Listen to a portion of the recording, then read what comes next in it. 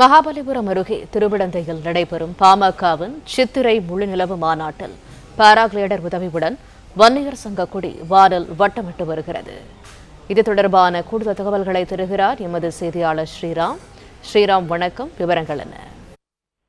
சித்திரை மாதம் முழு நிலவு 12 ஆண்டுகளுக்கு பிறகு தற்போது மிக விமர்சையாக நடைபெற்று வருகிறது. வன்னியர் சங்கம் மற்றும் பாட்டாளி மக்கள் கட்சியை சார்ந்த தமிழகம் முழுவதும் பல்வேறு மாநில மாவட்டங்களிலிருந்தும் காலை முதல் தற்போது வரை இந்த மாநாட்டுக்கு வந்து கொண்டிருக்கிறார்கள். ஏற்கனவே அன்புமணி ராமதாஸ் அவர்கள் மற்றும் சௌமியா அன்புமணி மற்றும் ஜி.கே. மணி உள்ளிட்ட கட்சியின் முக்கிய நிர்வாகிகள் வந்து அந்த மாநாடு திடலில் பல்வேறு நிகழ்ச்சிகளானது நடைபெற்று வருகிறது.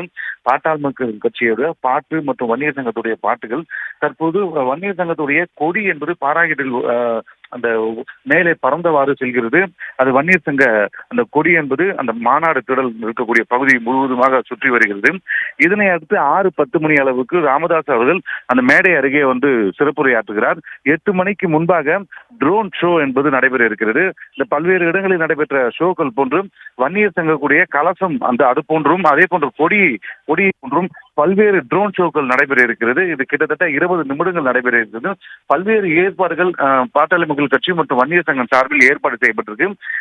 ஏற்கனவே மக்களுக்கு அமர்வதற்கான 2,30,000 சேர்கள் அமைக்கப்பட்டிருக்கக்கூடிய சூழ்நிலையில் சேர்கள் முழுவதுமாக நிரம்பி வருகிறது. கூட்டம் என்பது தற்போது வரை வந்து கொண்டிருக்கிறார்கள். அந்த வாகன நிறுத்தமிடம் எல்லாம் கூட்டமாக காணப்படுகிறது.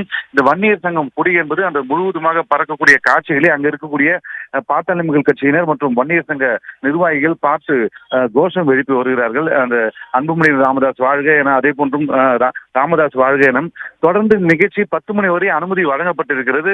9:30 மணி வரை இந்த நிகழ்ச்சியானது நடைபெறும் என்பதும் பல்வேறு கலை நிகழ்ச்சி தற்போது நடைபெற்று வருகிறது. கிட்டத்தட்ட 15 நிகழ்ச்சிகள் ஏற்பாடு செய்யப்பட்டிருக்கிறது.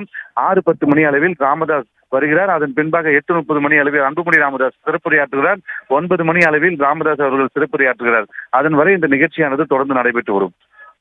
பிளே ஸ்டோர் மற்றும் ஆப் ஸ்டோரில் இருந்து பாலிமர் செயலியை QR கோடு மூலம் பதிவிறக்கம் செய்யுங்கள். செய்திகளை உடனுக்குடன் பெறுங்கள்.